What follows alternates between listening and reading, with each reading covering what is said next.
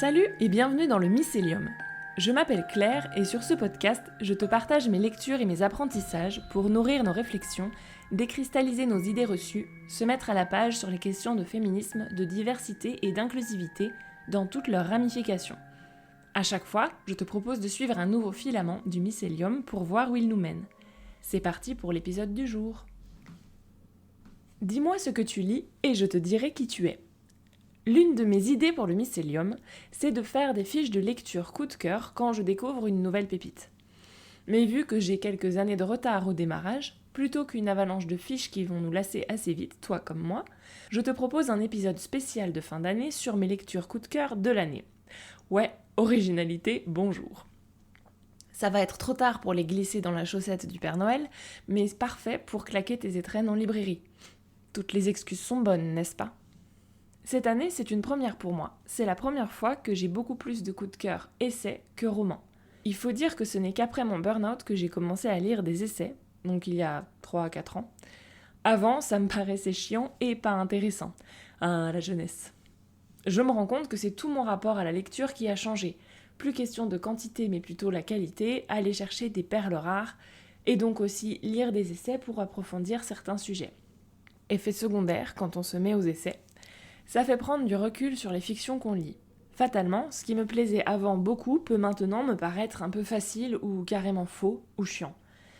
Du coup, j'ai aussi changé ma façon de lire les romans et ça me va très bien comme ça. Petite parenthèse avant de te présenter mes coups de cœur, avec Charlotte Marty, je co-anime le Book Club inclusif sur Discord où on lit des romans, des essais et des BD sur différentes thématiques en lien avec le féminisme, la diversité, etc. Si ça t'intéresse, fais-moi signe et je te donnerai le lien pour nous rejoindre. Parce qu'après tout, ce book club est une mine de pépites. C'est parti pour les coups de cœur de l'année, en commençant par les romans. Je mettrai tous les titres en description si tu veux les retrouver après coup et ne pas interrompre ta vaisselle ou ta conduite. Oui, je sais tout. Donc, on commence bien, puisque le premier titre n'est pas un roman, mais une trilogie de novellas, c'est-à-dire de très courts romans, à lire dans l'ordre pour vraiment apprécier. Et c'est de la SF. Il s'agit de Binti de Nnedi Okorafor. Je vais commencer par lire le résumé. Maîtresse harmonisatrice du peuple Imba, Binti est vouée à reprendre la boutique d'astrolabe de son père. Mais l'incroyable don pour les mathématiques de l'adolescente lui ouvre les portes de la prestigieuse université interplanétaire UMSA. Binti embarque sur le 3e poisson, c'est un vaisseau, à l'insu de sa famille. Mais au cours du trajet, les méduses, ennemis millénaires des humains, abordent le vaisseau pour en massacrer les passagers. Commence alors pour Binti un combat pour sa survie. J'ai adoré, bon sans doute vu que je l'ai retenu pour ce top. C'est très bien écrit et traduit, ça se lit tout seul, on rentre tout de suite dans l'histoire et c'est tout ce que j'aime dans la SF. Ici, on ne met pas vraiment l'accent sur la technologie, les fameux robots, mais plutôt sur le vécu des gens. Comment ça change, comment c'est pareil. Ce qu'on reproche souvent à la SF, c'est de représenter comme si ça allait de soi des personnes racisées comme égales avec les autres sans jamais expliquer comment on a renversé le système raciste. Souvent, c'est qu'il n'a jamais vraiment été renversé ou éventuellement le racisme se déplace entre guillemets sur une autre population. C'est un angle mort de la SF que le courant afrofuturiste se propose de combler. Et avec cette trilogie, on est en plein dedans. Le thème fil rouge de la trilogie est lui très universel et m'a beaucoup parlé. On voit comment les voyages nous transforment en profondeur, comment le fait de prendre son indépendance et faire des choix pour soi peut nous couper de notre famille, quand celle-ci ne nous voit pas vraiment comme un individu mais une partie d'un tout, comment on va se chercher une famille de substitution, et comment c'est difficile de retourner chez soi quand on n'arrive pas à retourner dans l'ancienne case de cette famille, et aussi l'amertume des membres de la famille qui n'ont pas fait leur propre choix, etc., etc. Autant de thèmes qui sont très bien illustrés par le parcours de Binti. On enchaîne avec un deuxième roman. Il s'agit de La Nuit des Béguines d'Alice Skinner, un roman historique. Donc le résumé, Paris 1310, quartier du Marais. Au grand béguinage royal, elles sont des centaines de femmes à vivre, étudier ou travailler comme bon leur semble. Refusant le mariage comme le cloître, libérées de l'autorité des hommes, les béguines forment une communauté inclassable, mi-religieuse, mi-laïque. La vieille Isabelle, qui connaît tous les secrets des plantes et des âmes, veille sur les lieux. Mais l'arrivée d'une jeune inconnue trouble leur quiétude. Mutique et rebelle, Maheu Larousse fuit des noces imposées et la traque d'un inquiétant franciscain. Alors que le spectre de l'hérésie hante le royaume, qu'on s'acharne sur les Templiers et qu'en place de grève on brûle l'une des leurs pour un manuscrit interdit, les Béguines de Paris vont devoir se battre. Donc, j'ai encore une fois beaucoup aimé ce roman, très agréable à lire et qui nous amène à redécouvrir une période charnière entre le Moyen-Âge et la Renaissance. J'aime beaucoup l'histoire et les romans historiques, mais je commence à franchement me lasser du grand roman national. Alors, petite précision, le grand roman national, c'est pas un roman, un livre. C'est comme ça qu'on appelle la façon dont on nous apprend l'histoire à l'école.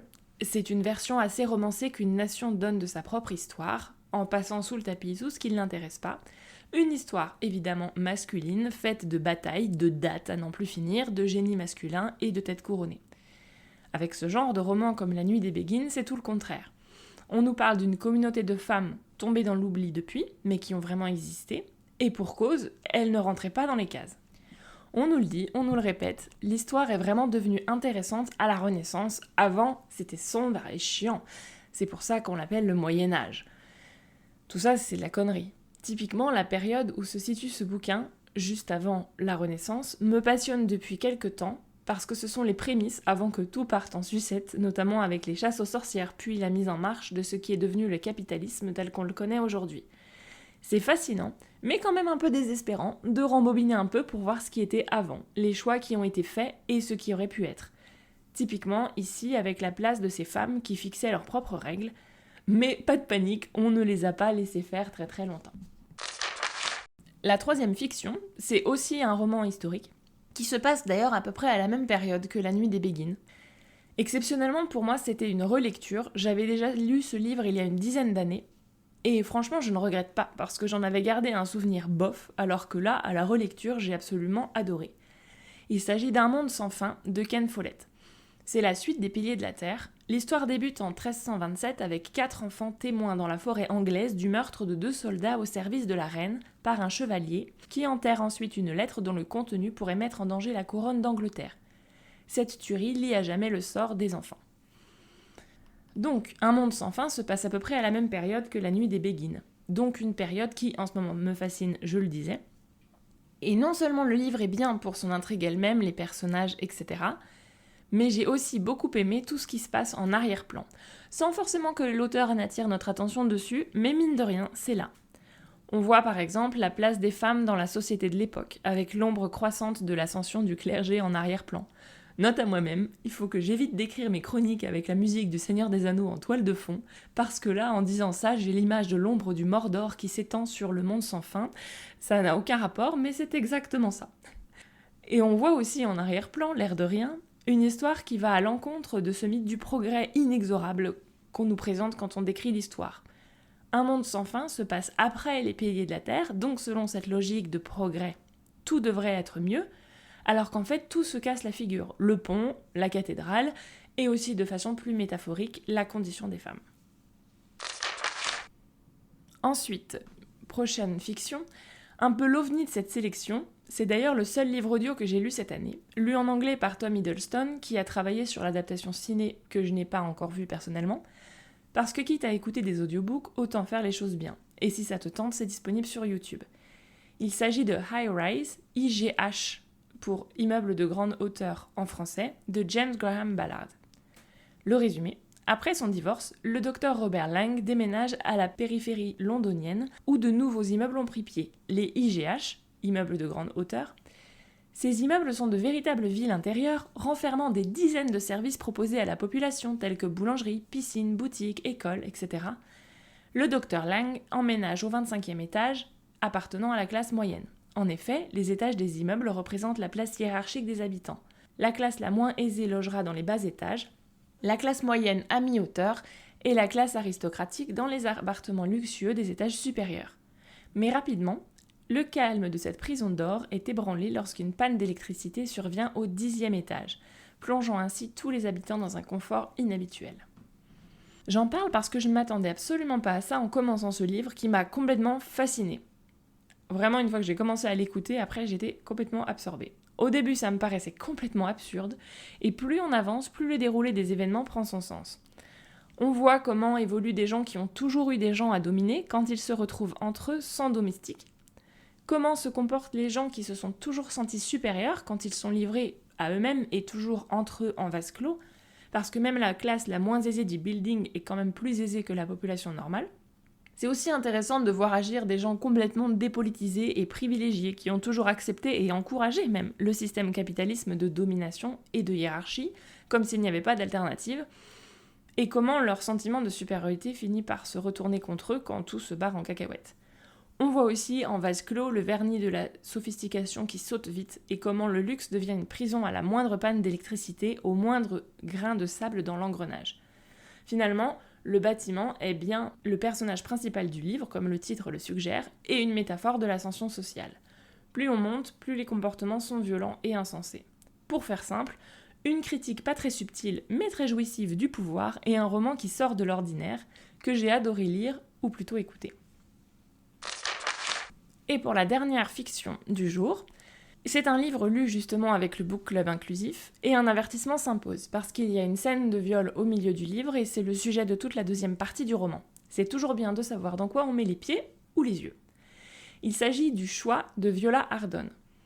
Donc le résumé, Martorana, petit village de Sicile dans les années 60. À 15 ans, Oliva Denaro rêve de liberté.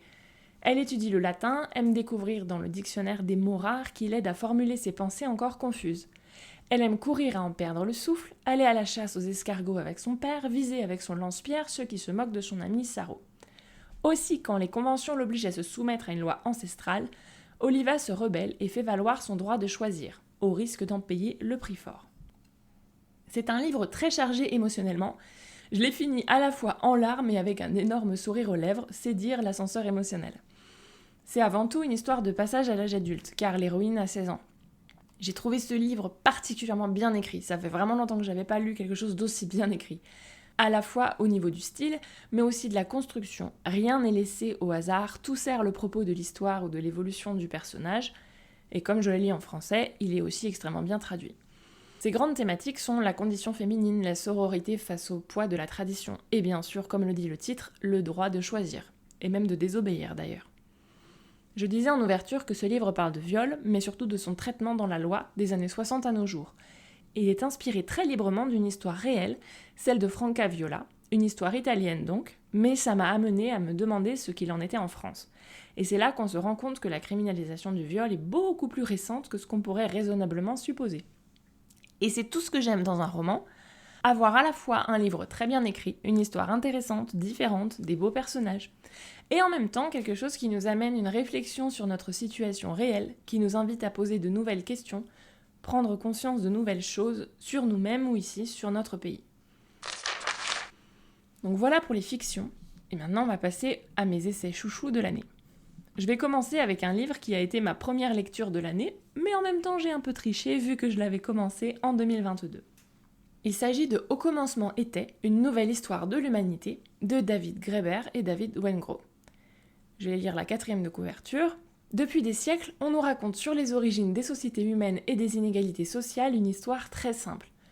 Pendant l'essentiel de leur existence sur Terre, les êtres humains auraient vécu au sein de petits clans de chasseurs-cueilleurs, puis l'agriculture aurait fait son entrée et avec elle la propriété privée. Enfin seraient nées les villes, marquant l'apparition non seulement de la civilisation, mais aussi des guerres, de la bureaucratie, du patriarcat et de l'esclavage. Ce récit pose un gros problème, il est faux. Pourquoi j'ai adoré ? C'est un pamphlet anarchique qui nous encourage à remettre en question tout ce qu'on pense savoir, parce que l'humanité est beaucoup plus complexe et diverse que ce qu'on nous apprend à l'école. Ni sexisme ni autoritarisme ne sont une fatalité. La preuve ? On trouve d'autres modèles si on prend le temps de chercher. Cet essai incarne parfaitement ma démarche. Remettre en question tout ce qu'on nous rabâche depuis le primaire, remonter aux sources, chercher à comprendre, s'autoriser à rêver à d'autres systèmes et modèles. Je disais que je l'avais commencé en 2022, j'ai pris mon temps pour le lire et je pense que c'était nécessaire parce qu'il est dense. Clairement pas le livre le plus facile à lire de la liste. Il est dense, mais sa lecture, je pense, est vraiment nécessaire. Car j'ai vraiment pris conscience à quel point l'histoire et l'anthropologie qu'on nous enseigne, à nous le grand public, est vraiment biaisée. Quand on sort de cette lecture, on se rend compte à quel point tout le monde autour de nous voit le passé avec des œillères, comme nous avant de lire évidemment. Déjà, il y a les œillères de l'aspect masculin, parce que l'histoire est racontée par des hommes et on a l'impression qu'ils ont toujours tout fait alors que non. Spoiler alert, on va en reparler avec un autre livre un peu plus tard. Et deuxième œillère est l'aspect occidental. On a l'impression que l'histoire a vraiment commencé avec les grandes civilisations de l'Antiquité et qu'elle tourne surtout autour de l'Occident et que le reste du monde n'a pas grand-chose à nous apprendre. Là aussi, évidemment, c'est super réducteur. La bonne nouvelle, c'est qu'une fois qu'on prend conscience de tout ça, on peut tranquillement élargir ses horizons, déconstruire cette vision restreinte de l'histoire, essayer d'aller lire autre chose. Pour moi, il y a vraiment eu un avant et un après cette lecture, et comme je suis une éternelle optimiste, ça m'a vraiment donné de l'espoir quant au fait qu'on pourrait vraiment construire autre chose que ce qu'on a maintenant. Et puisqu'on parle de construire autre chose, ça m'amène au prochain essai, La volonté de changer, les hommes, la masculinité et l'amour de Bell Hooks. Donc c'est un deuxième livre qui m'a retourné le cerveau. C'est arrivé tellement de fois cette année que j'envisage de m'installer une dynamo dans la tête. Cette fois-ci, sur des questions de féminisme. Bon, je vais lire la 4e de couverture. Si pour beaucoup d'hommes le féminisme est une affaire de femmes, Bell Hooks s'attelle ici à démontrer le contraire. La culture patriarcale, pour fabriquer de vrais hommes, exige d'eux un sacrifice. Malgré les avantages et le rôle de premier choix dont ils bénéficient, ces derniers doivent se faire violence et violenter leurs proches pour devenir des dominants, mutilant par là même leur vie affective. La volonté de changer est l'un des premiers ouvrages féministes à poser clairement la question de la masculinité, en abordant les préoccupations les plus courantes des hommes, de la peur de l'intimité au malheur amoureux, en passant par l'injonction au travail, à la virilité et à la performance sexuelle. Bell Hooks donne un aperçu saisissant de ce qui pourrait être une masculinité libérée, donc féministe. Je pense que ce n'est pas un mystère, ici, que je suis féministe, mais il y avait quelques discours féministes qui me gênaient, et cette lecture m'a vraiment aidé à mettre le doigt dessus et à finir mes réflexions. Le féminisme ne peut pas être juste une affaire de femmes, il ne faut pas confondre anti-patriarcat et misandrie. Même si c'est tentant, et même si je comprends totalement celles qui le choisissent, je ne juge pas, mais c'est vraiment pas pour moi. On ne pourra pas construire le monde de demain en excluant complètement les hommes, ça n'aurait aucun sens. Déjà, ce serait essentialiste, et ça sous-entendrait que les femmes ne peuvent pas être patriarcales ou sexistes, ce qui n'est pas le cas non plus. Mais on peut pas non plus rester tel qu'on est actuellement. Et aussi, je déteste laisser les gens le nez dans leur caca, sans doute un syndrome de la sauveuse mal résolue, mais dans tous les cas, il faut que quelque chose change. Comme on dit souvent, c'est des fois plus facile d'imaginer la fin du monde que la fin du capitalisme, ou ici du patriarcat, mais ce livre nous emmène dans un parcours de réflexion sur le sujet. L'autrice nous invite à une reconnexion. J'évoquais dans l'épisode précédent le fait que le patriarcat, c'est la séparation de la nature et de la culture, de la rationalité et des émotions, des hommes et des femmes, et j'aurais pu citer la volonté de changer dans ce discours car Bell Hooks propose aussi un travail de reconnexion à tous ces niveaux. Dernier élément intéressant, ça m'a aussi beaucoup parlé en tant qu'hypersensible. J'ai pris conscience de toute la puissance de l'empathie. Les hypersensibles dérangent dans un monde aseptisé et qui se coupe volontairement de ses émotions, mais nous pourrions aussi montrer la voie vers un monde différent, à condition qu'on nous écoute et qu'on se laisse aller. 3e essai de ma sélection, Femmes invisibles, comment le manque de données sur les femmes dessine un monde fait pour les hommes, de Caroline Criado-Pérez. Encore un livre dense qu'il ne faut pas forcément essayer de lire d'une seule traite. D'ailleurs, petit conseil, c'est de s'autoriser à lire plusieurs livres à la fois, au moins un essai et un roman, pour ne pas se laisser décourager par ces livres denses, ne pas s'en dégoûter, ne pas se frustrer, et pouvoir en laisser infuser toute la richesse petit à petit. Donc, extrait de la 4e de couverture de Femmes invisibles. Cela semble incroyable, mais c'est pourtant une réalité. La plupart des infrastructures, équipements que l'on utilise quotidiennement ont été pensés sans égard aux différences entre les sexes, et on n'a jamais pris la peine de les tester sur les femmes. Ce livre, c'est un peu un catalogue de situations dans lesquelles le monde n'est pas fait pour les femmes, ni d'ailleurs pour toutes les personnes dont le corps est trop différent de celui d'un homme valide de taille moyenne. Moi qui suis pas fan des catalogues d'habitude, je trouve que ça se prête très bien au sujet. Cette accumulation reproduit très bien l'accumulation des petites choses, et des grandes, qu'on subit au quotidien, qui prises individuellement peuvent parfois avoir l'air anodines, quand on n'y est pas confronté, mais qui nous pourrissent la vie, et même nous mettent en danger. Et aussi, que t'as raison de gueuler après ces ingénieurs qui semblent n'avoir jamais testé leur truc. Rassurez-moi, je suis pas la seule. On a raison de gueuler, il y a bien un problème de conception la plupart du temps. L'effet secondaire de ce bouquin, c'est qu'après, on le voit partout. Je l'ai ressorti à toutes les sauces dans les semaines qui ont suivi ma lecture, désolée à toutes les personnes que j'ai pu saouler. Je voyais des exemples dans mon quotidien, et même d'autres d'ailleurs, car la liste de tout ce qu'on a pu internaliser sans le questionner est loin d'être exhaustive. Et forcément, après, on finit par ne plus comprendre pourquoi on ne se rebelle pas encore plus fort que ça, tant tout ce qui est cité dans le livre est aberrant. Tous ces problèmes de conception, tous ces oublis, toutes ces injonctions à être un peu plus comme un homme ou à juste se taire. Voilà, ça ouvre vraiment les yeux, ce livre. Et je vais finir par ma lecture préférée de l'année. Mon numéro 1 sans hésitation, Le beurre, l'argent du beurre et le sourire du crémier. Un essai qui se lit comme un roman qui parle à la fois d'histoire et de féminisme, passionnant et bien écrit, que demande le peuple ? Et non, je n'ai pas été payée pour cette chronique dithyrambique. Il s'agit des Grandes oubliées, Pourquoi l'histoire a effacé les femmes de Titiou Lecoq. Le résumé, on nous a appris que l'histoire avait un sens et que concernant les femmes, elle allait d'un état de servitude totale vers une libération complète, comme si la marche vers l'égalité était un processus naturel. Ce n'est pas exact. On a travesti les faits. De tout temps, les femmes ont agi. Elles ont régné, écrit, milité, créé, combattu, crié parfois. Et pourtant, elles sont pour la plupart absentes des manuels d'histoire. Nous avons donc ici une fresque historique de l'histoire des femmes de la préhistoire à nos jours. Pas seulement quelques grandes femmes qui ont occupé des postes importants, mais surtout mesdames tout le monde. Attention, ce livre déclenche une réaction épidermique à tous ces essais ou vulgarisations historiques qui prétendent traiter la condition féminine comme une note de bas de page, ou ne pas la traiter du tout, en faisant comme si les femmes étaient trop occupées à passer la serpillière pour marquer l'histoire. Déformation professionnelle de la spécialiste du français inclusif oblige, on voit aussi très bien les ravages du masculin générique, surtout quand on parle des périodes plus reculées. On voit ici très bien comment ce masculin, l'homme préhistorique, le chasseur-cueilleur, etc., couplé à notre vision du monde moderne, nous empêche de penser l'existence des femmes, de penser que des choses ont pu être faites par elles. On ne pense pas les femmes, on ne les dit pas dans la langue, et donc on ne les voit pas, et donc rien ne change. C'est vraiment difficile de rendre justice à cet essai que je ne saurais trop te recommander, surtout si tu trouves au commencement était trop ardu, c'est un bon moyen de commencer à t'intéresser à la question. Je vais m'arrêter là pour ce top, même s'il a été très dur de choisir entre tous les livres lus cette année. J'espère que ça t'aidera à découvrir de nouvelles pépites, et tu peux bien sûr me partager les tiennes avec grand plaisir. Je rappelle que je vais mettre les titres en description pour les retrouver plus facilement. Et à bientôt pour un prochain épisode. Voilà pour l'épisode du jour. Si tu as des questions, des suggestions ou envie de papoter, on peut discuter sur Instagram ou par email.